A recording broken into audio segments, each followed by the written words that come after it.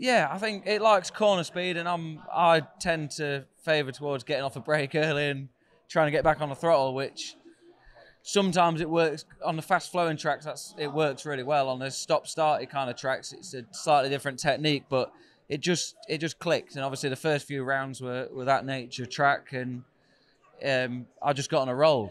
Once your confidence is high in this job, it's everything, isn't it? So it was riding a wave until the crash.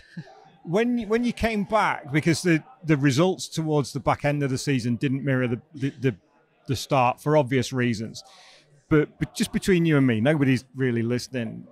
On a scale of 1 to 10, how fit were you when you came back? Being a motorcycle rider, a racer that you are. I wasn't fit really at all, to be honest with you.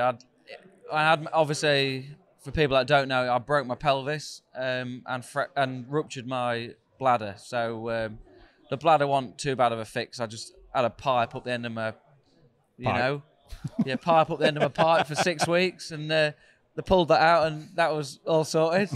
After a little bit of pain, that didn't want very. It's going to make your eyes water, isn't it? That wasn't very comfortable getting that pulled out. Was it like a McDonald's straw, or was it a bit smaller? Don't even want to think about it. It makes me make my toenails curl up thinking about it. But the worst bit was I had an internal fixator bolted to my front of my pelvis to let the pelvis heal naturally, and 2 big, look like wood screws in my sacrum in the sacroiliac joint. Yeah, they've stayed in. Obviously, the bar came out. I managed to get some private advice to find out how soon I could get the bar out, because it was really I started to walk again, and the bar was really intrusive. It was pulling on everything, all the muscles across your front, and it was bugging me. And the NHS wanted to keep it in for like a 3-4 month period.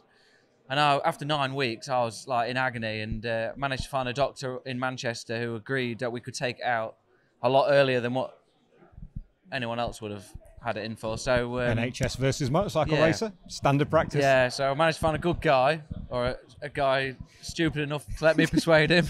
Somebody willing to take that chance. Willing to take a chance. But he said it's done its healing. We don't need to leave it in now, which is a big result. So that came out at 9 weeks, and I did a track day like literally 4 days after, which was, looking back now, it is all a bit stupid. And then I raced at Thruxton at exactly 10 weeks post-accident, which I still believe, the only reason I got back so soon was I still believed I had a chance to fight for the championship. Yeah. And that's what got me through my, like, all the rehab, was just, I could still fight for the championship. And when I got injured, it fell just at the right time for the TT break. So I didn't miss, we had like a 5-week break, so I didn't miss loads of races. I think I went back to Thruxton like 6th in the championship and like 35 points down. So I still believed I could fight for the championship. Absolutely, especially on the early season form. Yeah, and unfortunately, race 1, we had an oil leak, so I pulled in on lap 1. Race 2, got restarted, and unfortunately, we weren't ready with a new rear tyre. And anyone who knows Thruxton knows you need tyres at Thruxton. So I just went backwards, unfortunately, in that race on the old tyre. And that was really when I realised my championship hopes were done. Like, the other lads at the front were just being consistent, and even if I was to win every race, it would have been really difficult to close that 60, 70 point gap.